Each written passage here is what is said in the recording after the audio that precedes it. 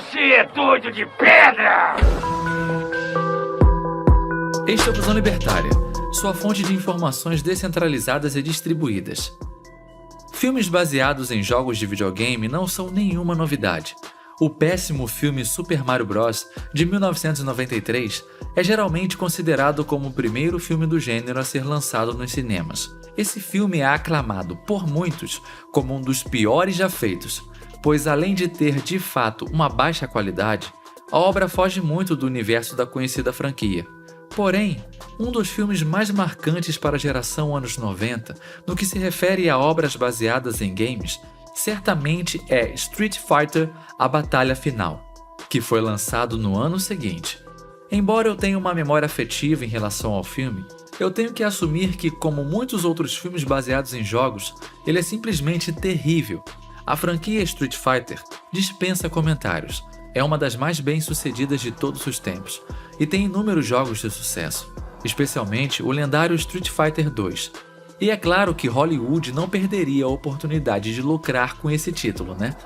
Por isso, foi lançada uma adaptação da rentável franquia de games para as telas dos cinemas, tendo Jean-Claude Van Damme como ator principal, interpretando o personagem Guile.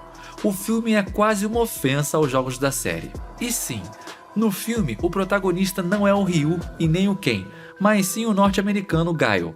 Com pouquíssimas lutas, todas de baixa qualidade, diga-se de passagem, e atuações canastronas, o filme é tido como uma decepção em matéria de crítica especializada, embora tenha gerado um bom lucro para seus produtores. Porém, neste vídeo, eu não quero fazer uma crítica aprofundada dessa memorável obra. O que eu quero é comentar uma cena específica que, acredite ou não, tem alguma relação com o libertarianismo.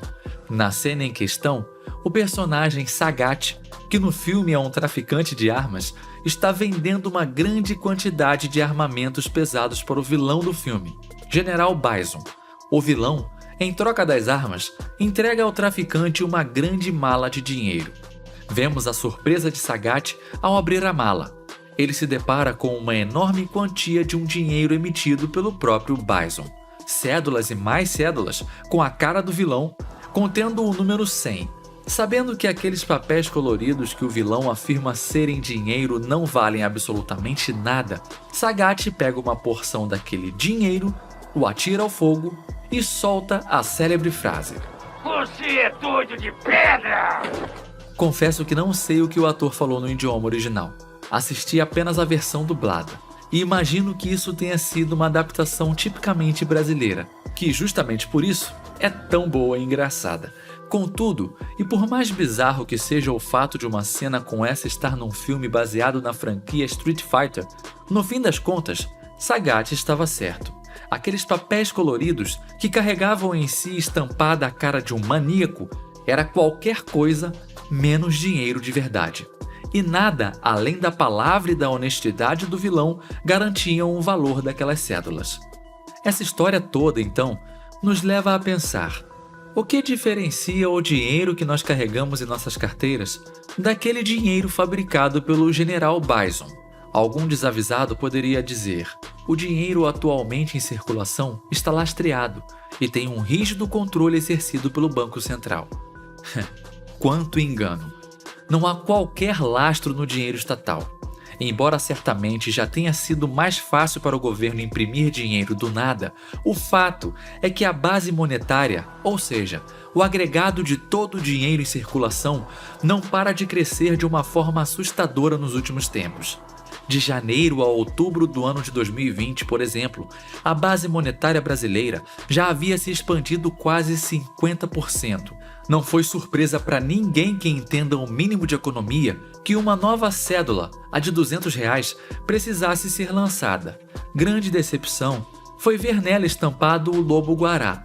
Seria muito mais divertido ver o General Bison decorando nossa mais nova cédula para que pudéssemos ressuscitar o meme do "é um doido de pedra" nas redes sociais. A expansão da base monetária, em outras palavras, a desvalorização da moeda fabricada pelos governos, não é um privilégio apenas do Brasil. Nos Estados Unidos, a situação também é caótica.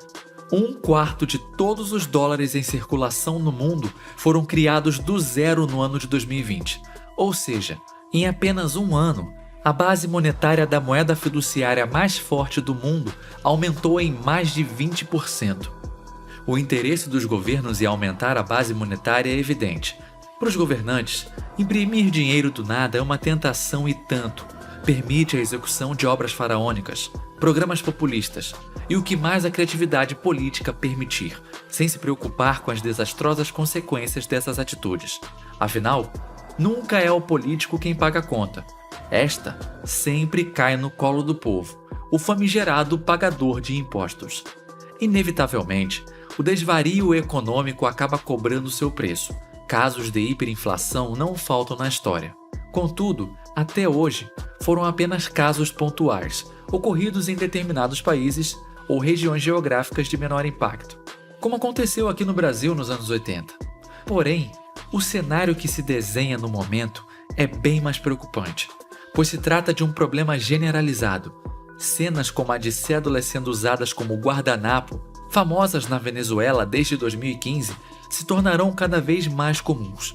Não será absurdo imaginar que mais dia menos dia, pessoas mundo afora estarão lançando grandes maços de papeizinhos coloridos ao fogo, seguindo o exemplo do revoltado Sagat. O fato é que não há mais qualquer lastro no dinheiro de papel que nós usamos correntemente, seja o real aqui no Brasil ou outras moedas como o dólar, o euro, o peso argentino, usadas em outras partes do globo.